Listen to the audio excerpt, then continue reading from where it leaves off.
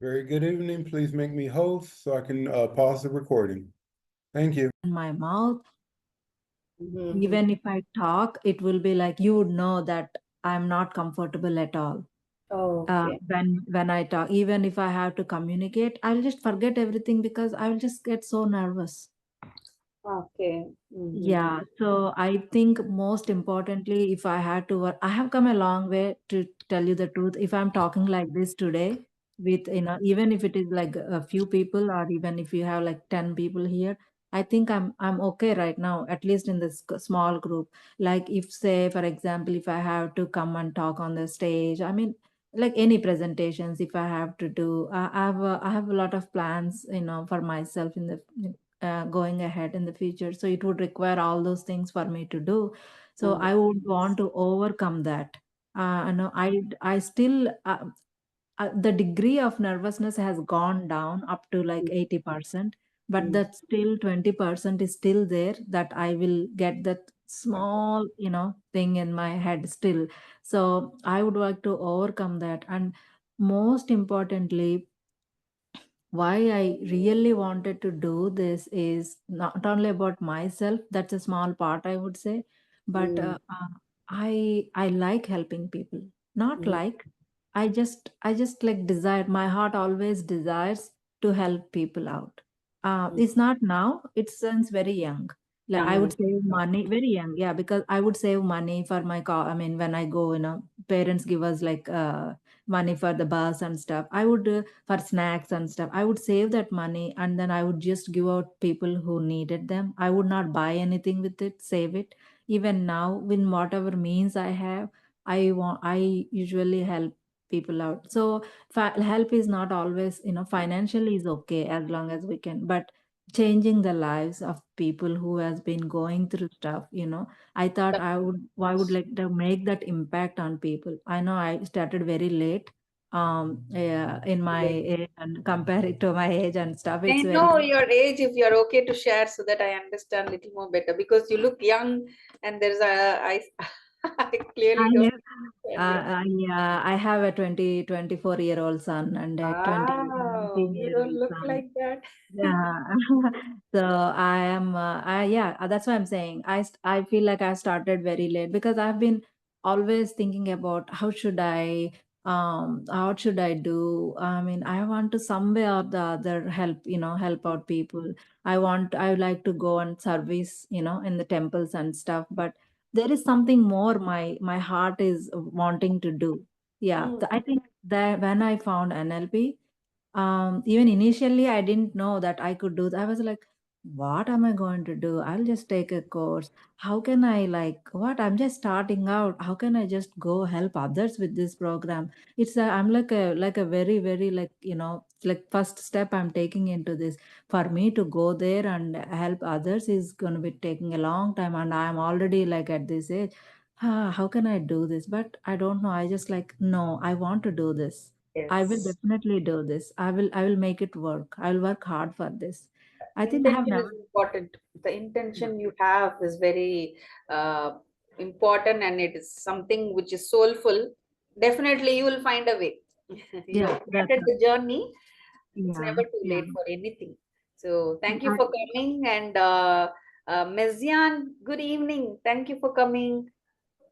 Could you please switch on your video so that we can see and interact with each other to have an interactive session? So, Aruna, you have joined just to learn about NLP, or you also saw our program today is mainly focused on NLP for emotionally raising emotionally intelligent children. That's what is the yeah, today's session is that. Yeah, I was just right? chatting with Dr.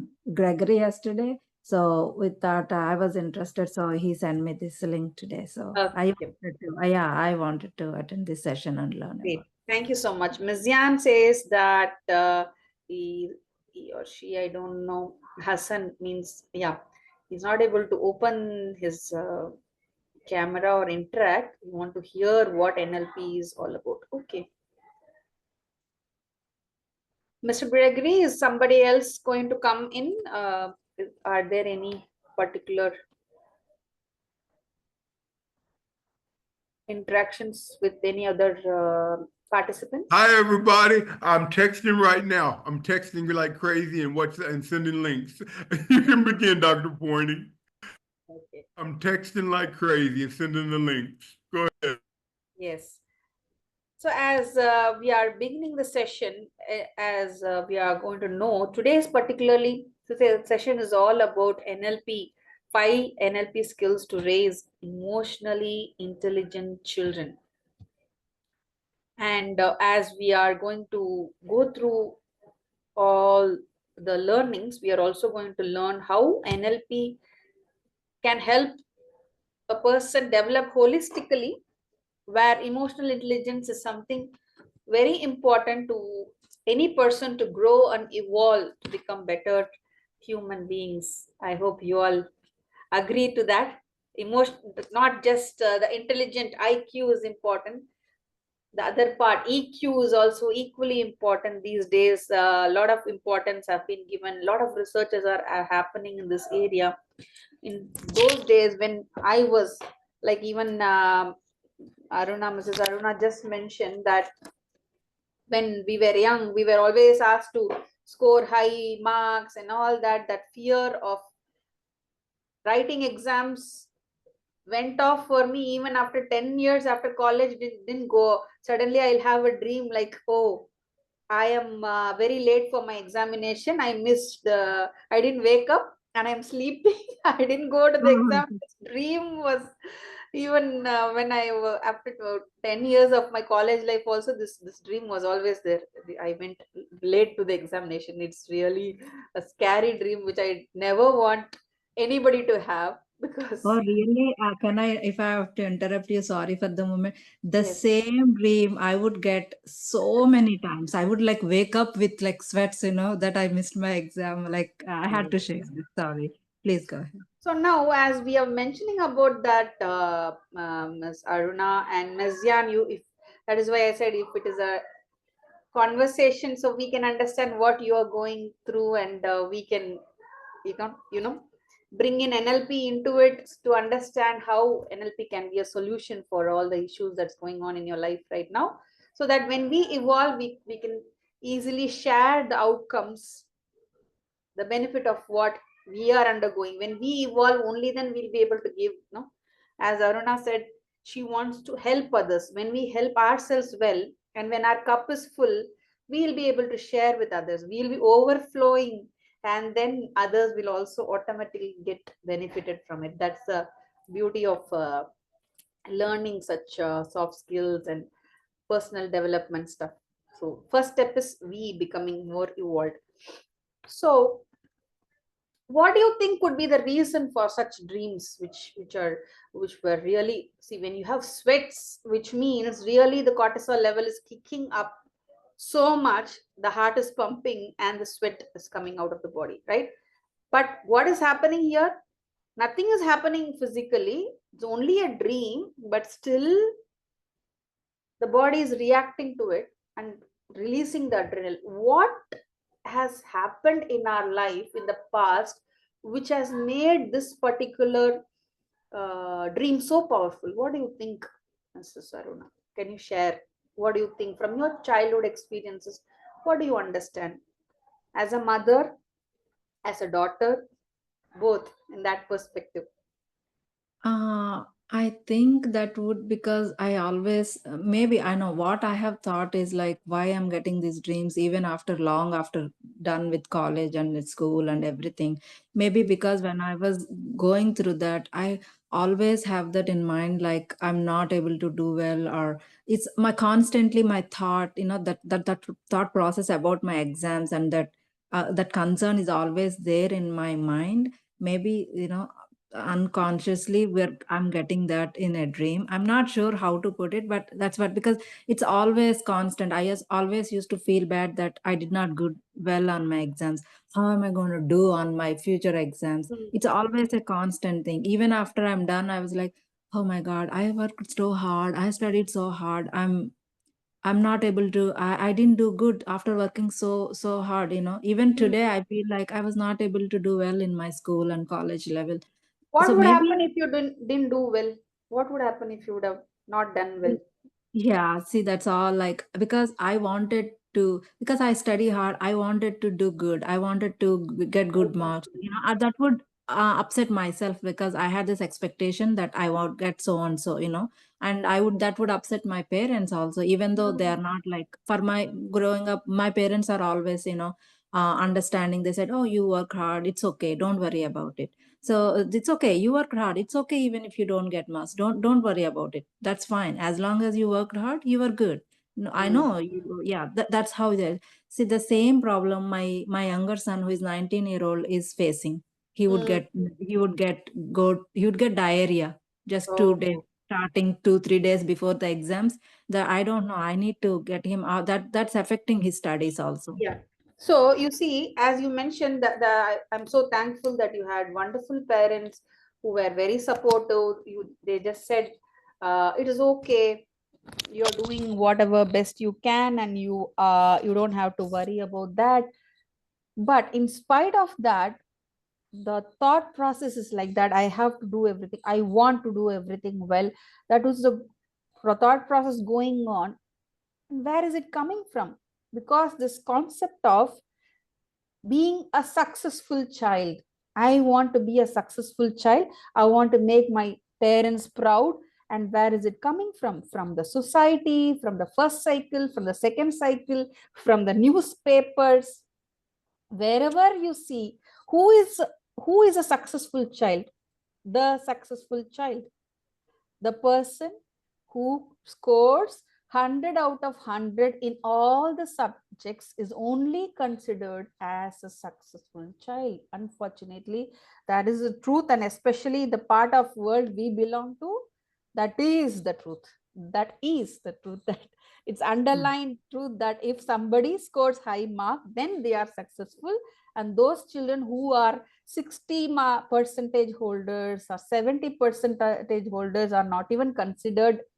70 is not at all considered a mark. Like, 70, is that a mark? You must be never proud of that. Oh, what is this? Is this a report card you can be proud of? Just don't show me. That is the attitude which was shown these days. And happily these days there are no marks in some of the schools don't even have mark systems, right? They're only grade systems. Welcome, Rekha ji. Welcome. Hi, Reka. You made it. Yeah. Okay, may I ask you to please switch on your camera so we have an interactive session with all the participants. It will be really appreciated if everybody Glad has. you made it. Hello, hello, good evening. Hi, Good dear. evening. Yes. Can you switch on your? Yes, I'm trying to. Thank you so much. So this is the definition we all grew up with. But what is the real truth? I hope all our parents here, Rekha, Aruna, Mezyan, may I know, are you a parent? You can just put it on the chat box. Hi, Rekha. Good evening. Yeah, good evening. Yes. I believe. Okay. No, I am not, says Mezyan. Okay, no problem. Okay. But do we want just successful children in our lives? The so-called successful children? It is important to raise such happy and successful children, right? Who are happy, who know how to be happy. Some people just keep on doing things, but they don't know whether they're really happy. Happiness, what is happiness? What is real happiness? Because they never had the practice of being happy, doing those small things as child to be happy. So even after they grow up, they don't know what actually gives me happiness. Because there was never practice. There was only practice. If you score 100 marks and I'll give you a pat on your back, oh wow, wonderful, my child. Otherwise, if I play around, parents come and say, why are you playing now? It's time for you to learn. So the child plays around with the thought that oh my God, I'm wasting my time. This is the time to study. And that child is playing with a guilt that he or she is wasting his or her time, which is a huge burden that children are carrying on. So this is the time we have to come out of all that, the social stigma of raising a successful child who is academically brilliant and getting all the accolades and always scoring high percentage of marks. That's not the only thing that is required. It is required for us to be aware that they are human beings from the day they are born, and they deserve to be happy. They have to enjoy the small beautiful relationships, smaller beautiful time. Even every moment counts. That those childhood moments cannot be gone back. Can we go back to our childhood once again and live the happy life, and where we don't even know who is looking at us, and we think we are the beauty pageants, and we think I am the doctor, I am the teacher. There's no limitation to my imagination. I just fly like a butterfly, right? There is no thought that who will think about me. But later, after 7 to 10 years old, these thoughts are put in. You have to score high, only then people will respect you, only then you will be a big person, only then you will earn a lot of money. The relationship with money and education is so much, it's knit like a sweater, no? It cannot be separated. The child thinks if the child scores less and ends up in a career, the child is ending up thinking, because I didn't earn, because I didn't score well, now I am earning less. Even if the child earns more, the child is ending up, the adult is ending up with a thought that because I didn't score well, now I am in such a job which I don't like, which I don't enjoy. But actually, that might not be the truth.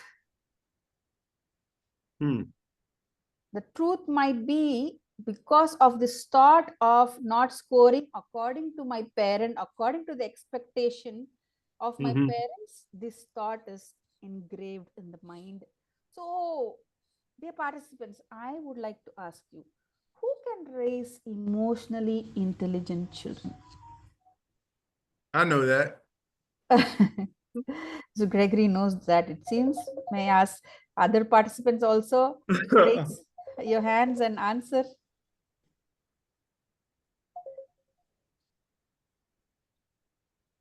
As Who can far raise? as I think, who can raise, I'm not sure I can, do that, but at least I could, like, when my children were in school and they were going through, I've never, like, got this, from wherever, from which part of the world we belong, we talked about all that. I have never put that pressure on them. I just told them, it's okay. It's okay. Do whatever you can.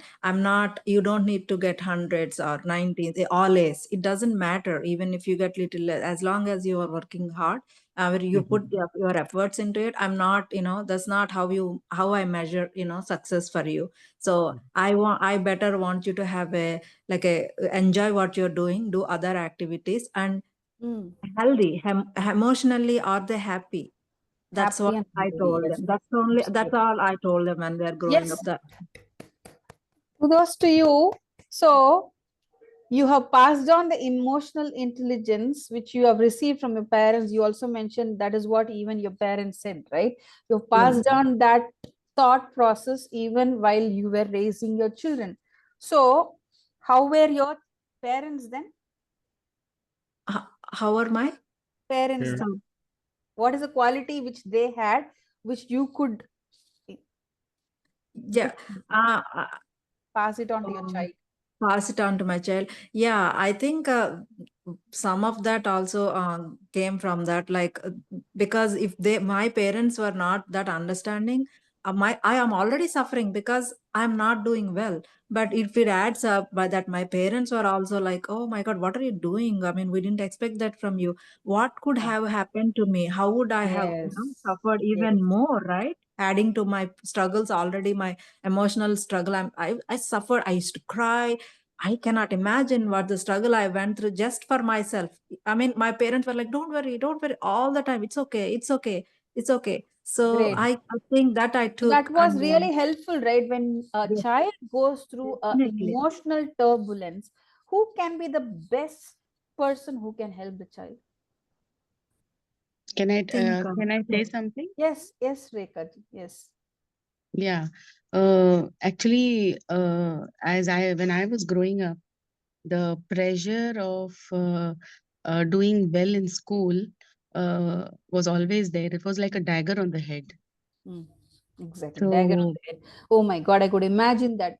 Imagine a child having a dagger on the head. That's a metaphorically she's mentioning, but literally also it's like that, you know. If I don't do it, it's going to fall on my head and something's going to happen. so That is really literally a no matter what I was good in, uh, maybe when I was younger, I was good at I was good on the stage, and I was good in sports. Wow. I used to paint and secretly at home.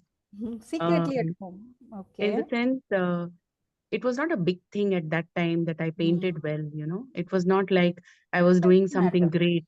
Doesn't So, matter. I used to paint, and none of my friends in school knew I painted. Nobody Oh. knew that I was an artist. Nobody knew, because the And only how did thing that little Rekha feel about that? in the sense, I grew up feeling that painting was not a great thing. And Painting is not a so great I thing. never Now, participated in any competitions. Nobody knew I painted, nobody. and whatever I did was not of no use because I No was not good use. in my studies. Oh, you see how So it I is was interlinked. I was like a good for nothing, good for I am nothing. good for nothing. Oh my God, that's a terrible thing for a child to grow with. So when I had my children, and at home, because the pressure was so high, I was usually beaten up, you know, at home because Oh, I couldn't, and the fear, it's not that I was not intelligent, which I realized now as an adult. yes. It was Wonderful. not that I was not intelligent. The Yes. fear of being beaten or the fear of being shouted at would not let me open up and think about how to solve a problem or how to solve math or how to understand other subjects. So I was considered below average. Okay. So I considered myself as below average all my life Okay. until I became an adult and I started painting. I started Mm. painting, Wow. and people started, they were actually my friends in school. They said, did you paint before? And you're painting now, and you're all there, all over the, you're exhibiting your works, and we never knew you Wow. painted. That's So that is amazing. what it is. So my Great. children now, I swore that I will never beat them up or touch them when they're studying and let them free. And But what is the level of emotional intelligence they are at 0 to 10 if you rate them? When compared to you, what do you think is now their emotional I intelligence? think there should be a balance of everything. Mm. That is what I have realized, is that the school should have another subject. They have math, bio, science, and social Yes. studies, but they don't Nobody have a knows subject what. saying how to handle emotions. Exactly. That's so So important. But that unfortunately, is so maybe in the important. future it will happen. At least this much of awareness has come among the parents, and Yeah. many corporates are bringing in all that. So I am sure the emotional intelligence of Rekha as a child and the emotional intelligence of Rekha's children will be quite higher. Do you agree with me? Rekha, the small Rekha's emotional intelligence is great, is slightly lower than current your children's emotional intelligence. Do you agree with me? No, I don't, Mm. because Mm. um, what has happened is that um, since we were never taught how to handle emotions, Mm. there are areas where I know how to guide my children about. That is Um, what I'm saying. So now you are emotionally intelligent to guide your children so well because of your life yeah, experiences which has taught you all the lesson. Yeah. Now I'm sure that your children's emotional intelligence level will be very high than you when you were in the same age as a child, right? So that is because Rekha now is a very emotional intelligent mother. That is what I'm saying. So who will raise emotionally intelligent children? Only those parents who are already emotionally intelligent. They know the importance of not beating the children. And Messiaen has also beautifully written, emotionally stable parents who don't use any sort of abuse to teach children can only raise emotionally intelligent children. Otherwise, if children constantly go through the stress and pressure and abuse, especially verbal or physical, they are going to be down in their own world. And when they grow up, such children will have a lot of issues within, which actually passes on to their children very easily, right? So that is why we are here, to learn more about the importance of why first we have to be emotionally intelligent as parents, so that we raise emotionally intelligent children. Unless and until we don't take care of ourselves, if we don't sort out our baggages which we are still carrying, we are only going to pass on this baggage to our children, and they will pass it on to their children, and it goes on like a cycle. So we become victims of victims, unfortunately. My slide is not moving to the next one. I'm just trying. Yes, just a moment. Yeah. To expand on what you said, Dr. Pointy, that's very true, because in this 21st century, we have the ability now to learn emotional intelligence. But as Rekha had shared, her parents and maybe family members, it wasn't called emotional intelligence, but they had an experience that they didn't want to pass on to their child. So they learned practical experience through life knowledge. Life knowledge, absolutely. You may continue. Excuse me, ma'am. Yes, yes, absolutely. And we cannot blame your parents also, Rekha. Nobody knew in those days. They were victims They of might having their own pressures, you know. They were, their parents would have had certain life experience which was passed on to your parents, and they passed on it to you. Now we are grateful to the entire world which is changing and passing, flowing towards a future with more awareness and mindfulness towards mindful parenting and emotionally intelligent parenting. And that's why we are here talking about that. And whenever we come across a child who has a behavioral problem, I'm sure that the child is not a problem. It is always the parent. Till now, till date, I'm telling you, I have coached or counseled more than 5,000 people. And among them, all my clients, there is something or the other which they are carrying from their childhood, from their parents. A moment where they couldn't share their anger, a moment where they were not understood, a moment where they were made guilty by their parents. That is what is causing the mental imbalance, and then it changes into a physical disease also. So that is very much what we deal. I'm a homeopath basically. So body mind connection, we are talking about body mind connection. So everything that is going on in our mind is somewhere causing a lot of chemical changes, which is causing a physical illness also. So to stop that, we are here to learn about the 5 skills of NLP, which can really help you to come out of this and to raise your children even more emotionally intelligently. So, first of all, know your outcome.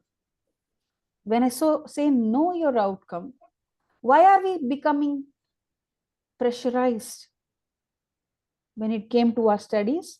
Because we were only thinking about low marks, being beaten up because of the low marks and all that. When you are guiding your child, if even we have a particular goal in mind, oh, what will happen if my child doesn't go into this university? What will happen if my child doesn't score A+ in all the subjects?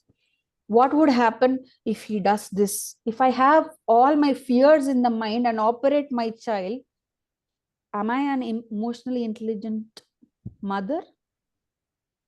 I am operating from the space of fear. I will only be navigating him to avoid something and not focus on where I have to take him. Dr. Doris beautifully says our mind is like a taxi. It has to know where you want to reach. Otherwise, the brain will say, okay, go there, go here, go there. To escape that fear, okay, run this direction. To escape this fear, to run this direction. You keep on running. Know your outcome. Look at your child being in that beautiful space in the future where he or she is healthy, happy, having all the abundance. The route might not be like this, it might be like this, but when you know the destination, you just have to navigate. Otherwise, when you think that this is what it is, only if my child goes to Stanford, he is going to be a successful child. If you have that fixed idea of not just thinking about a successful and happy future, but a future which is built only by Stanford, how many people can get into Stanford? Few thousand per year, right? It's not even 1 lakh, it's few thousands per year. So not every child can get into Stanford, it's very clear. So there are so many people successful even without a degree. It doesn't actually really matter, but education is important. We are not telling that, oh, he just doesn't have to study and he'll be, no, know the child's, know the outcome you have. Happy, successful child, healthy also, knowing, avoiding junk food and all that. So know the outcome. This is what I want. So your conversations will be in the direction of the outcome, but not to run away from the problem. So when you want to run away from the problem, then you will be in fear, you will be in anger. When you don't see the goal accomplished, you will become mad at the child, frustrated. All that will never help. So know your outcome. Even a small thing, if you are telling your child, the child is playing a video game and you want to ask the child to stop it, if you just go on, what are you doing? Why are you playing video game? Instead, the question has to be, when are you going to do your homework, right? Or what are you going to do next after your video game? So the child has a direction. Instead, some people, I've seen certain parents say, I just go and switch off the computer. Exactly. That's the worst thing somebody can do. That's totally getting into the space of the child, which will cause adverse reactions, which has to be avoided. So know your outcome, and the communication has to be in that direction. So can you please write, take a paper and write 5 shoulds, which can be helpful for your child. I have written I should, but you are going to write he or she should be, for the child. she should be doing this, she should be doing that, she should be waking up early in the morning, whatever comes in your mind according to your child's current situation.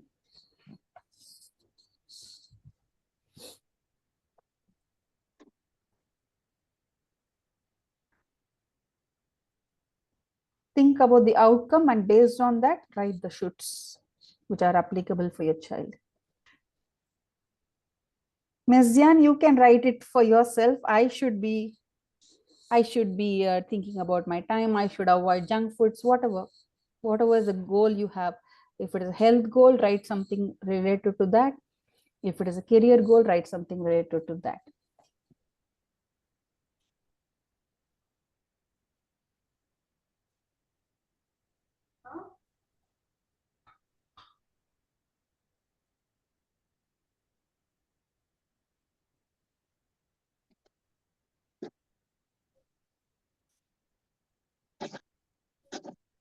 Yes. Could anybody share one of your shoulds? Aruna? Yeah, just give me one more minute. Sure. Rekha, I think you have written a lot now. Give me one should. She should be having a healthy sleeping habit.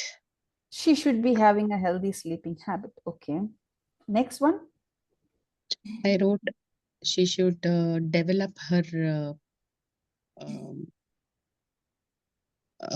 what to say, her music and singing and she should hobby develop her like painting. Yeah, focus on music, that. singing, painting hobbies. Okay. Okay.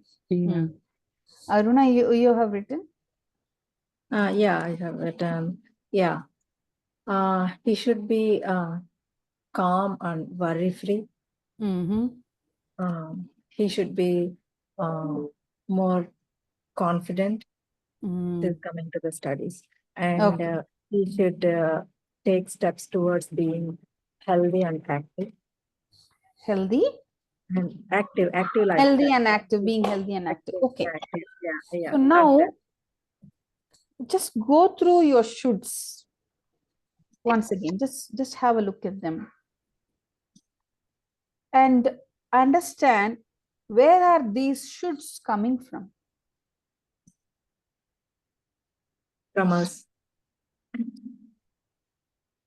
Actually, I'm thinking in her perspective, thinking that she would have more time to herself and something, she'll have more time to plan her day for herself and enjoy the day. So, who is talking now? I am, but we can see as a third person that she's unhappy because there are a little bit of things, adjustments that she should be doing in order to, yeah, just as a third person. I mean, I can see from a distance that this might be troublesome for her, and so these small changes will make her enjoy her life better if she's not doing it. Okay, so by doing this, she might enjoy life. Is whose thought process? It is Rekha as a mother. You think she can enjoy her life much better. Yes, but if you go and tell your daughter, you should do that, then only you can enjoy your life. What will be the answer that is coming? That's going to come. It is actually a little kind of a guidance. It is not according to whom? Not an ultimatum. Not an ultimatum. It is just a kind of a sweet nudging, kind of caring guidance. When it comes with the should, it is an ultimatum, right? Okay. Instead, you try now and remove this should and put a could there. Write a could there. And see how it feels when you read the same sentences with could.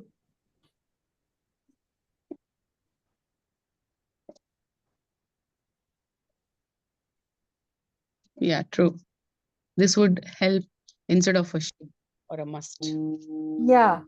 So when we are putting our thoughts into that with a should, then we are not guiding them. We are giving a command to follow. This is what will help you. This is what has helped others also. This is what has helped me. This is what has helped that particular child or parent has told something. It comes from different spaces, right? So when it comes with a could, they get a choice. You could focus on your time if you really want to. Then the child thinks, oh, yeah, I really want to. He might take up. Yeah. He might take up or he might not take up, but at least a small percentage of that perspective enters into the child's being, right?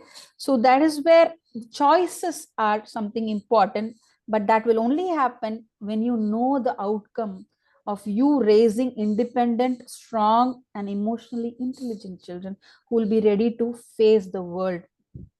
So how can we do it well? The second point comes here.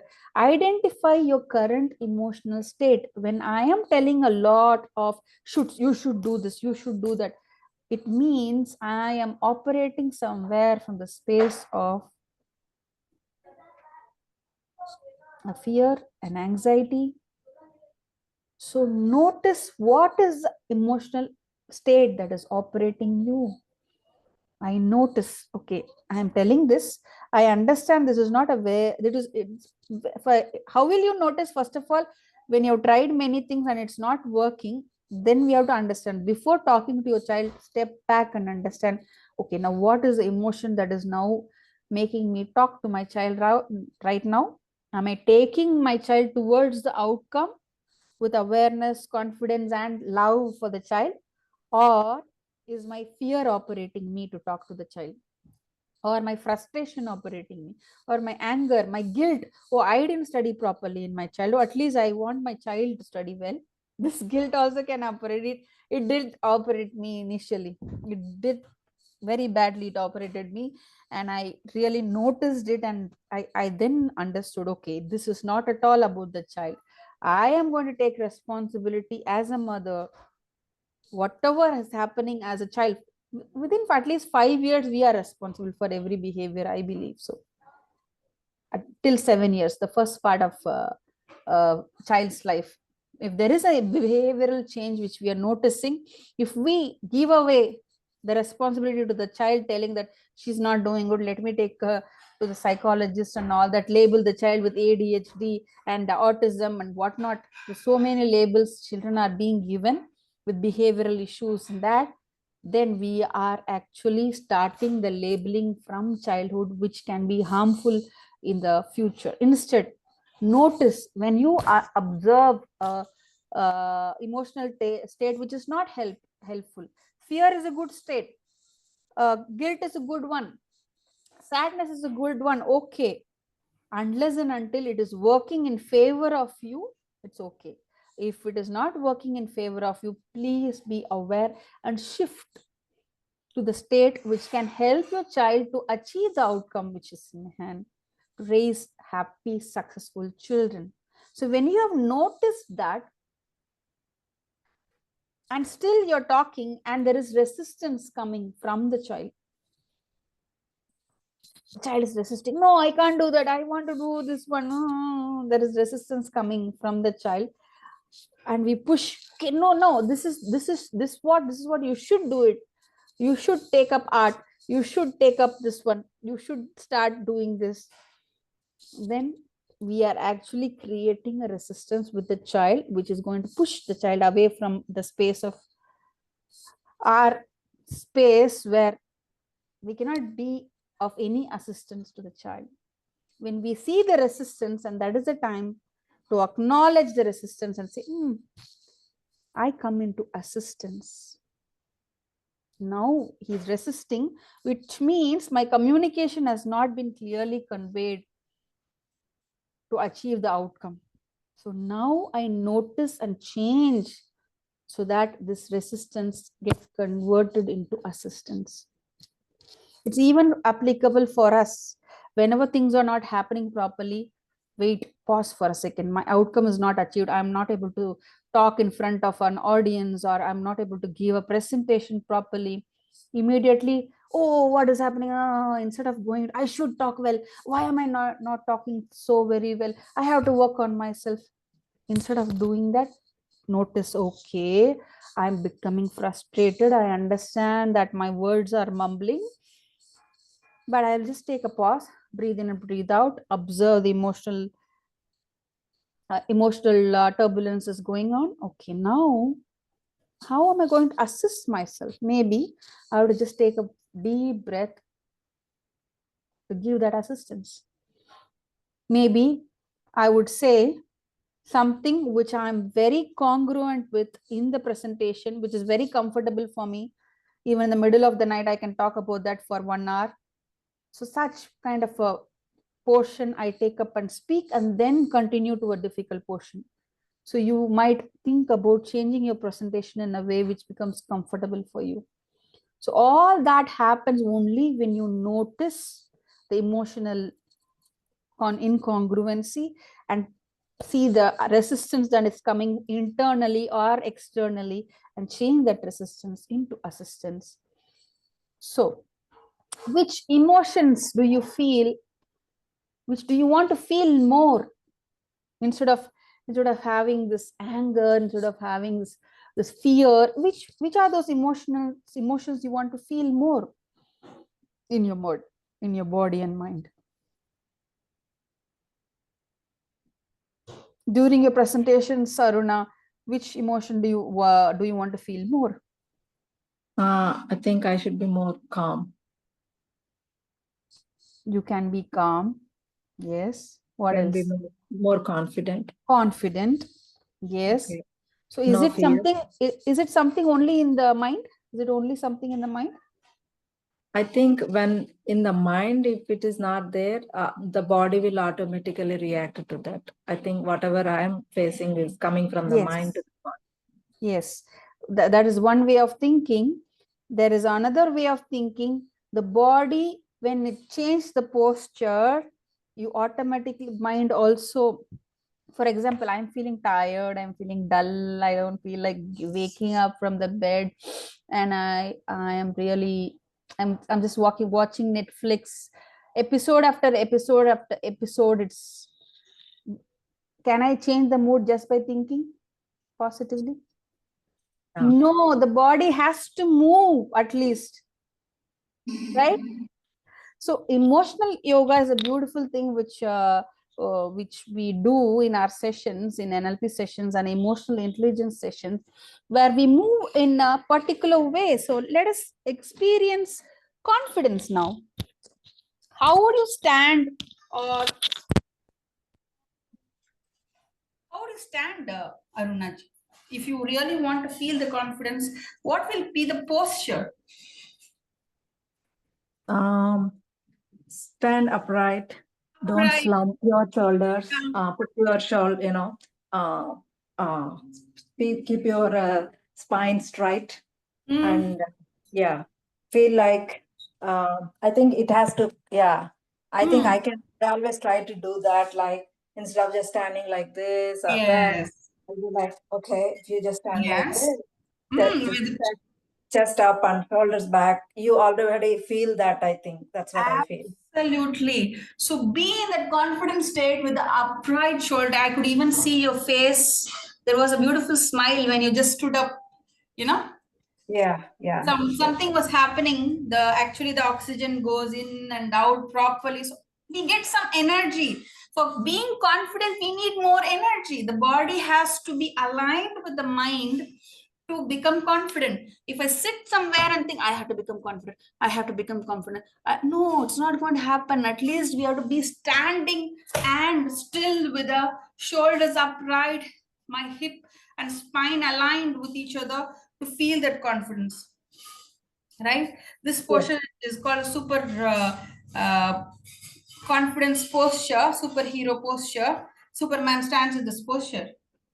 Automatically you will feel some kind of a difference in the movement, in the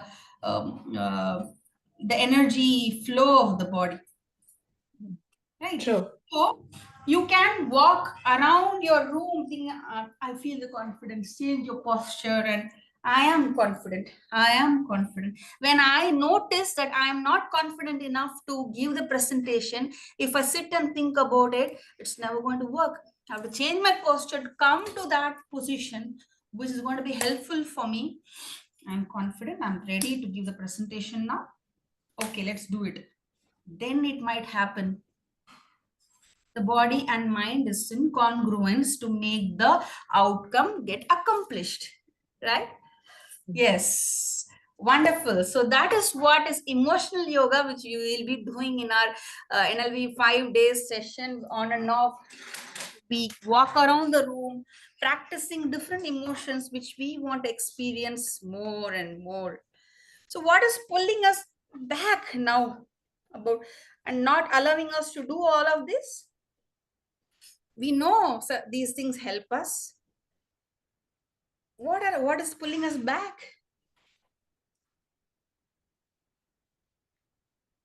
our childhood experiences, or all those that we have experienced, what will happen. Okay, this has happened, I didn't do well on that particular presentation. Is this because I think I will be doing that way and it will not work out, all those past things. So this is a time to unleash the inner child and just feel the emotion of playfully playing like a child. When you are sad and sitting very sad and thinking about something, the best thing to do is laugh, smile, giggle like a child, watch a funny movie, unleash your inner child, which will really help you to be happy again and come back to life once again. So when you are in a mood where your inner child is not happy, how will you make your child happy, right? Make sure to leave all the baggages that is holding us back and keep your inner child happy. Do certain things, small things, which can make your inner child very happy once again, so that you can pass on this happiness to your children. So in our relationship, we will see that in our house, especially among our parents, we might have had a blame, always blaming, you should have done this, why did you do this in this way. And there could be some parents, like they always say yes, okay to the spouse, okay to everybody, the placater.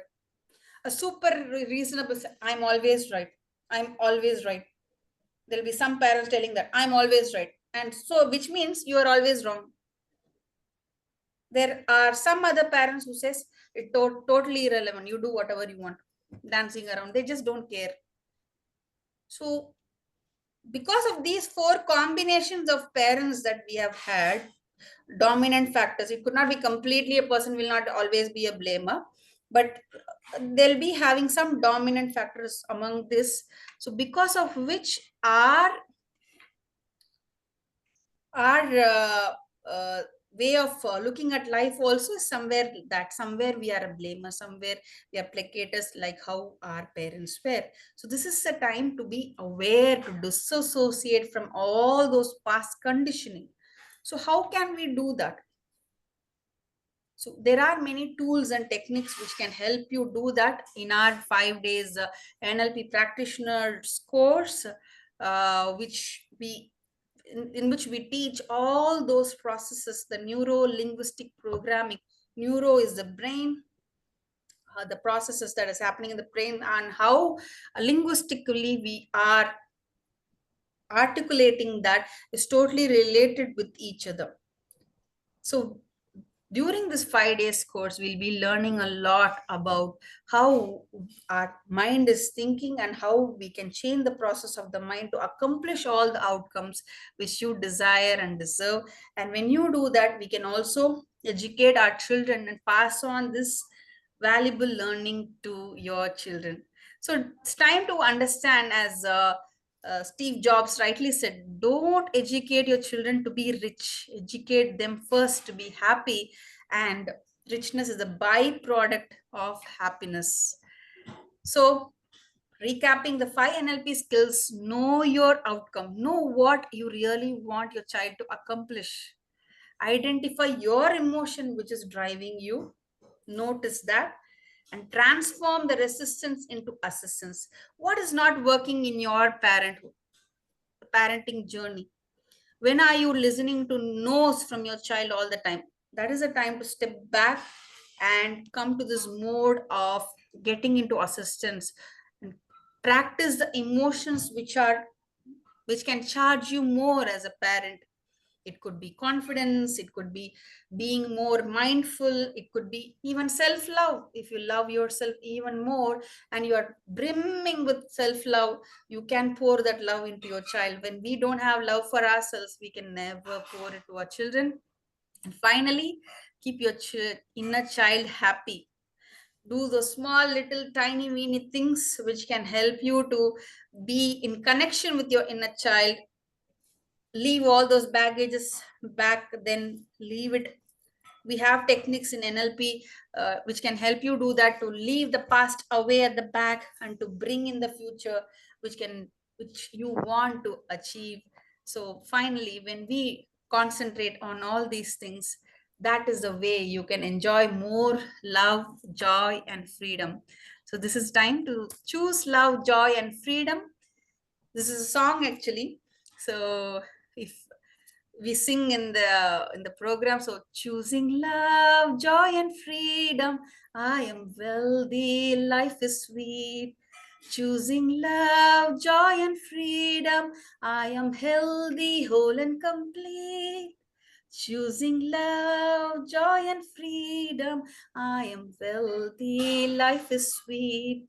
Choosing love, joy, and freedom, I am healthy, whole, and complete. So choose love and joy and freedom. And when you do that, you will certainly be able to pass on all this love, joy, and freedom to your children and create a wonderful new future for us and for others, for our children especially. So it's applicable to everybody who is living around us right now. It's a parenting session, I'm talking about children. Mazyan, it's applicable to everybody. If you are happy, you're going to pass on this happiness all around you, so that you create better bonds, better connections with people. Okay, Mezian says everything starts at home. Yes, all downloads start from a very young age, and those are the infrastructures that the rest of the human is built on. Yes, absolutely, and that is why I'm interested to start from the root. we have to clean the root so that the tree grows well. If the body registered the emotion, you will feel the body be nervous, excessive heartbeat, etc. Otherwise, it's only stored in the mind. Correct. When it's too much, when the emotion is too much, the cells also gets disrupted and it shows up as symptoms, as a physical symptom. Okay. Thank you so much. So to learn more about this, we have the level 1 of NLP practitioner and course, and level 2, which is happening in Dubai. We have our dates. Thank you so much, Ms. Yan. We appreciate your presence, and we have our sessions, as I was telling, on 25th and 26th of January. We'll be doing our level 1 NLP coach, where you'll be learning a lot of NLP techniques which can be applicable to uplift ourselves, so that when we uplift ourselves, definitely we can uplift others as better human beings.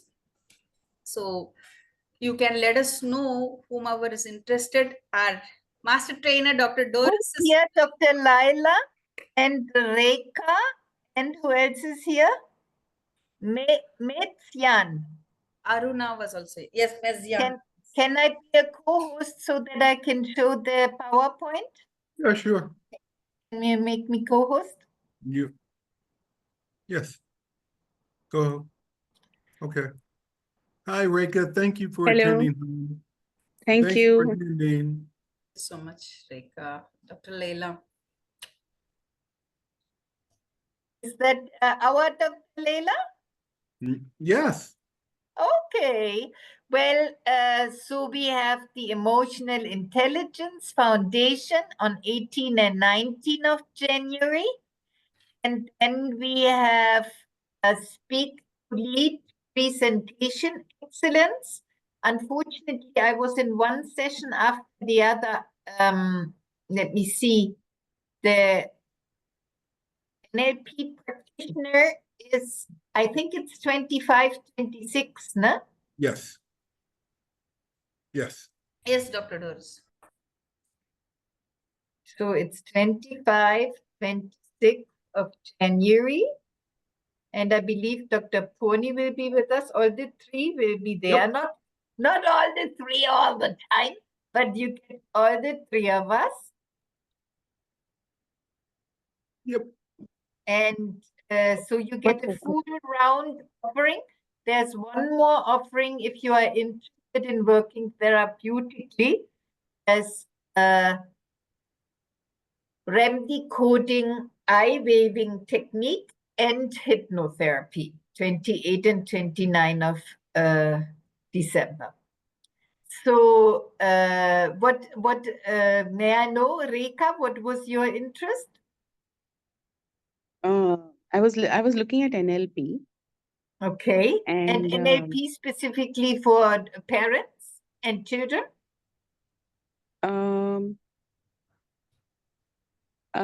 Not specific, as in as a whole, NLP generally, how it is practiced.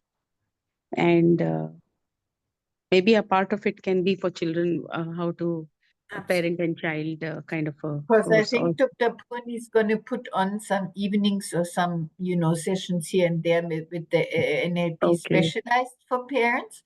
However, we would strongly recommend for you to, is 25, 26 Saturday, Sunday possible for you, Rekha? I will have to look at my calendar. Thank you so much. Can you look at it now? I won't be able to tell you right away. I will need a little time to think about it. Okay. Yeah. Okay. Because we have a few. I will go ahead. I have your email, my dear. Would you like some information, like far as the content of the course and Yes, what please. exactly you'll be learning? All right, my dear. Yes, please. All right, my dear. I'll go ahead and email you. I'll have Marissa email you. Let me just double check. Hold on. I have Raise Marbida at yahoo.com. Am I correct? Yes, please. Here? Yes, you're right. All right. So I'm going to have Marissa email you that information tonight. I'd like to thank you, so for much coming with that beautiful green blouse. All right. Thank you. Bye-bye. May I know how many people came tonight? There were